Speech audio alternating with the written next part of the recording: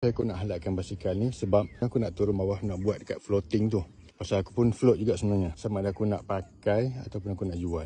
Pasal aku nak buat kembara basikal ni memang sangat-sangat terbaik. Tapi aku rasa aku seorang peniaga, aku kena jual jugalah. Pasal basikal ni Dahon Archer Pro. Dia sangat-sangat rare.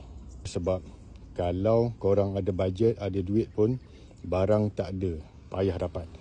Tapi bila barang ada, korang pula tak ada bajet.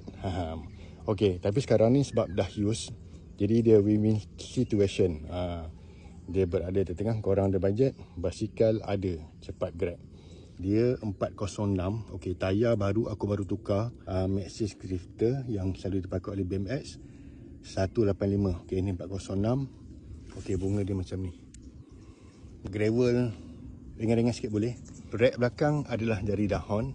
Ini original Dahon, macam baru bang. Condition macam baru macam baru.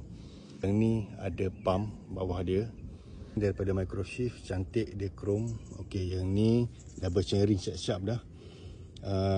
Alloy hollow 15 SRAM GX. Okey, 10 speed 1134 tak salah, 1134. Sangat-sangat kokoh dan tegap. Dia punya lever pun dekat bawah ni ada safety lock dia. Fork pun alloy Okey, daripada turn original. So korang boleh hook terus back, penny back dekat sini. Tayar baru. Okey, seal bearing daripada Formula. Hub dia adalah Avid MS9 bang, S9 tau, S9. Dia ni boleh laras, boleh turun naik. Nickel disc, rotor 160. Suka dia punya brake depan belakang memang makan. Susun kemas, masuk dekat dia punya macam tu. Alloy alloy. Sekarang ni basikal ni dengan rack depan dan belakang dah ready, macam like new.